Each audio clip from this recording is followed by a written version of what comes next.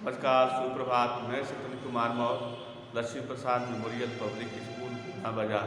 आज हम सभी लोग रचना के आधार पर वाक्य के भेद नामक पाठ का अध्ययन करेंगे। जैसा हम सभी लोग जानते हैं कि मनुष्य अपने विचारों को आदान प्रदान करने के लिए किसी न किसी भाषा का प्रयोग करता है।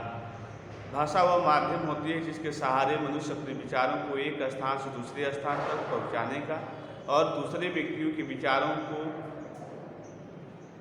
वह जानने का प्रयास करता है। तो भाषा की सबसे छोटी जो इकाई होती है उसको हम वर्ण कहते हैं, और वर्णों के सार्थक जो समूह होते हैं उसको हम शब्द कहते हैं, और शब्दों के सार्थक समूह को हम वाक्य कहते हैं।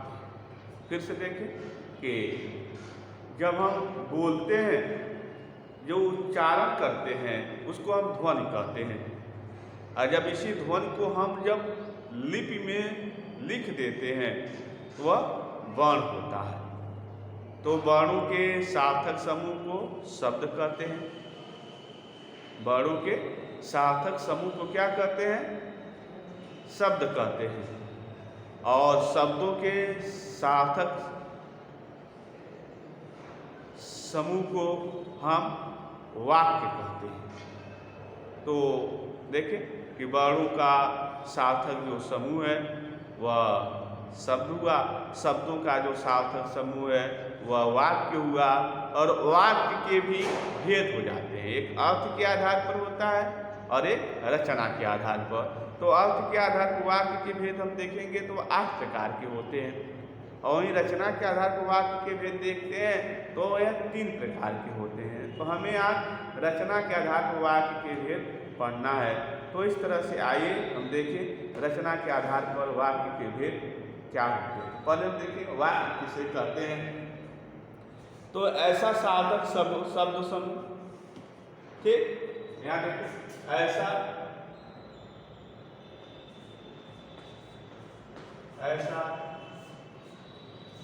सार्थक शब्द समूह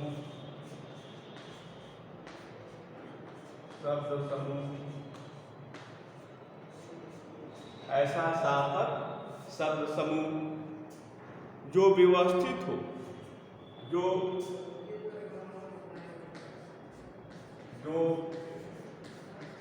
व्यवस्थित हो, पूरा आशय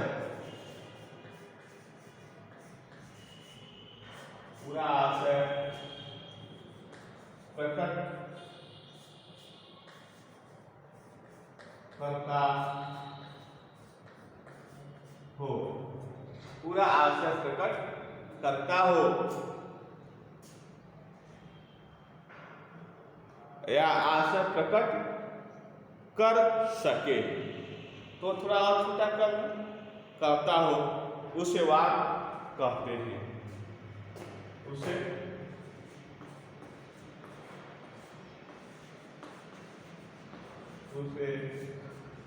वाक्य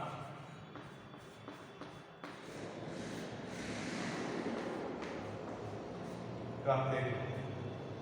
देखिए एक परिभाषा हो गई, दूसरी परिभाषा हम देखें।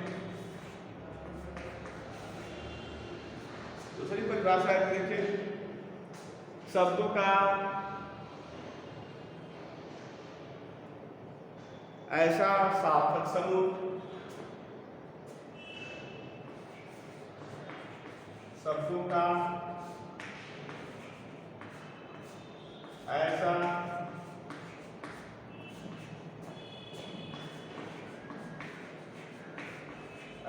सार्थक समूह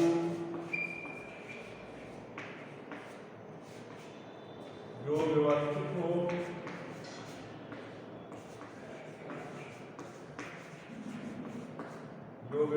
हो,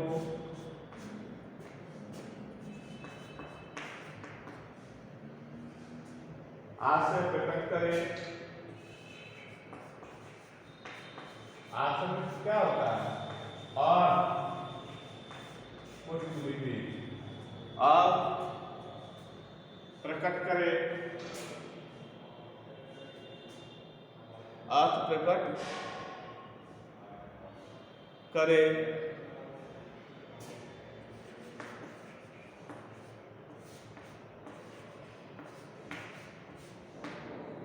वाक्य कहलाता है।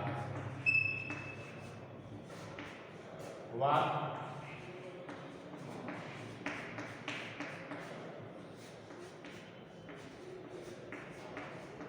वाक्य कहलाता है।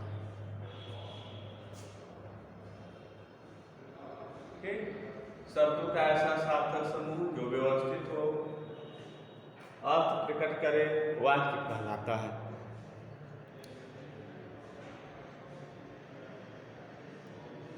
अब वाक्य में रचना पदों की योग्य से हो। कहते हैं वाक्य में, वाक्य की जो रचना है, वाक्य की रचना शब्दों, पुष्पविधि पद, शब्दों के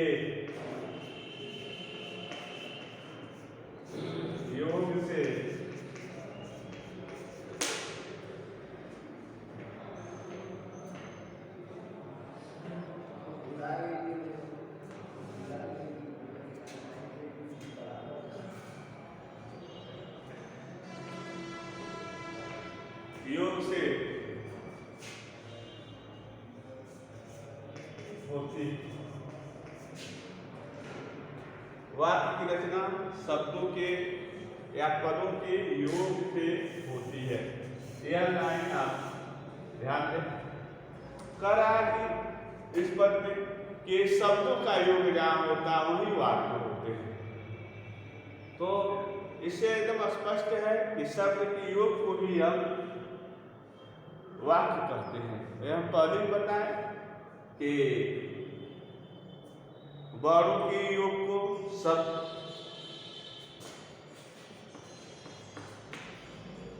कैसे वर्णों से साफ वर्णों के योग को सब साफ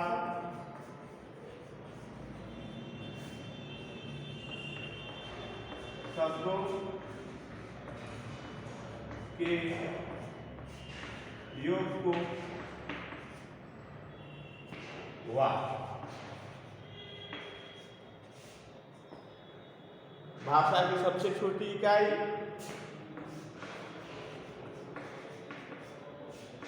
भाषा की सबसे छोटी इकाई ध्वनि या ध्वनि।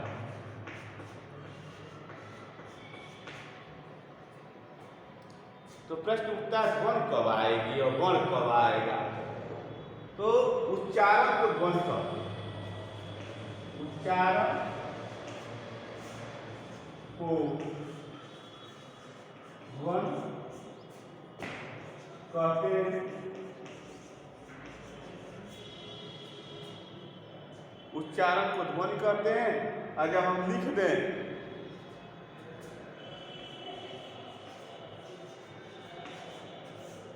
लिखने को ध्वनि।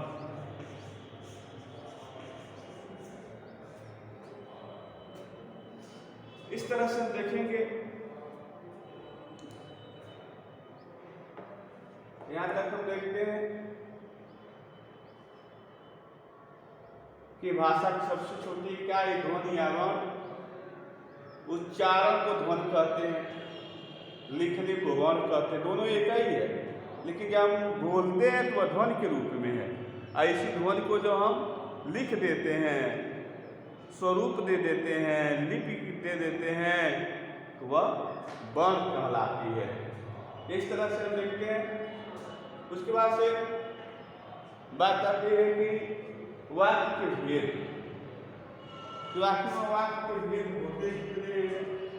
तो जैसा आप सब जानते हैं कि वाक्य के भेद जो होते हैं वह 3 प्रकार के होते हैं। 3 प्रकार के वाक्य के भेद।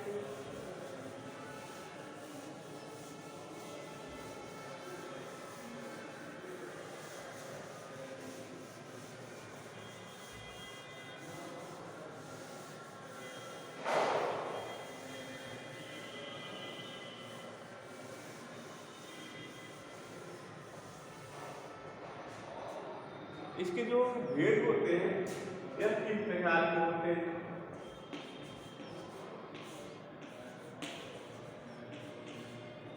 किस प्रकार से?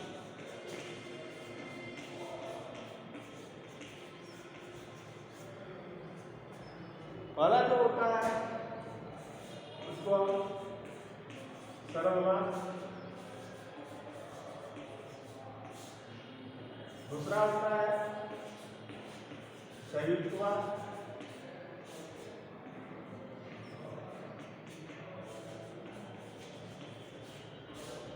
तीसरा जो होता है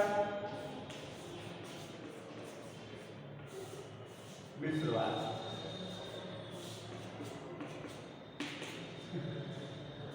सरल वाक्य नाम से सरल वाक्य, जिस वाक्य में एक उद्देश्य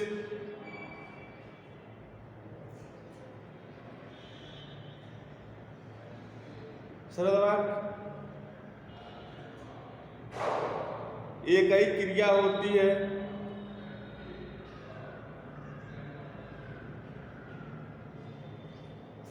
जिस वाक्य में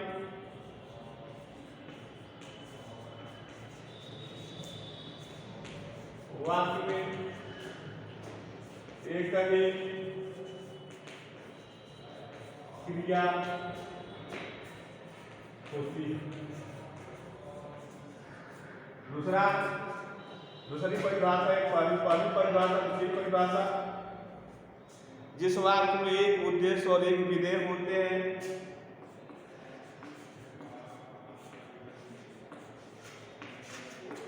वाक्य में एक उद्देश्य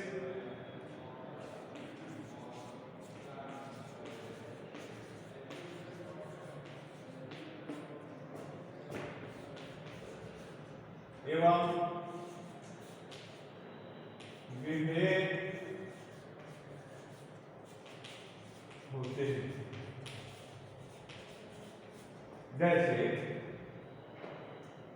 जैसे मोहन विद्यालय जाता है।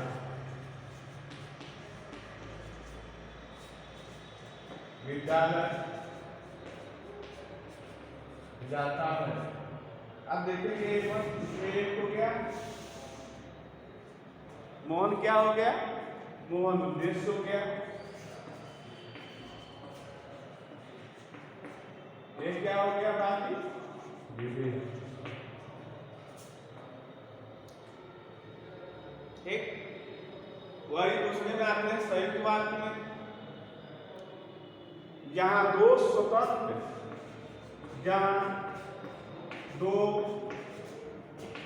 स्वतंत्र उपवाक्य हो तथा उनको जोड़ने के लिए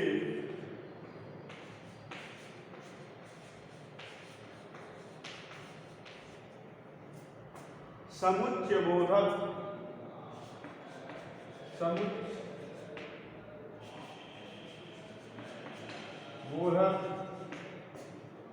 शब्दों का प्रयोग हुआ हो, वहां कौन सा वाक्य होगा? संयुक्त वाक्य। जैसे मोहन विद्यालय जाता है, जैसे मोहन विद्यालय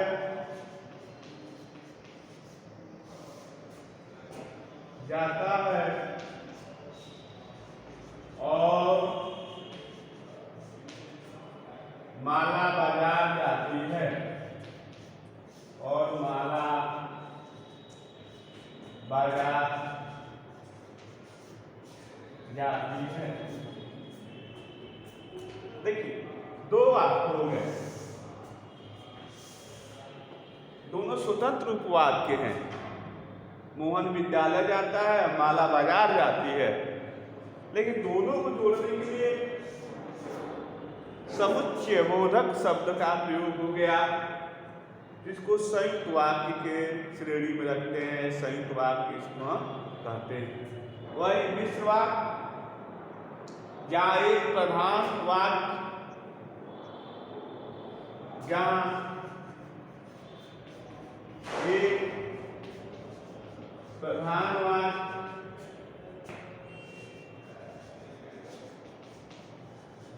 तथा दूसरा उसका आश्रित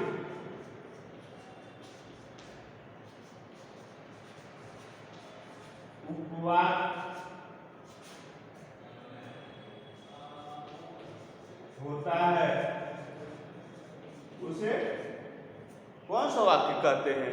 मिश्र वाक्य कहते हैं। जहाँ एक प्रधान वाक्य होता है तथा दूसरा उसका आश्रित उपवाक्य होता है, तो ऐसे जगह पर हम मिश्र वाक्य होता है। जैसे मैं उस लड़के से मिला था जिसकी साइकिल खो गई। मैं उस लड़के से मिला था जिसकी साइकिल खो गई, जिसकी साइकिल खो गई।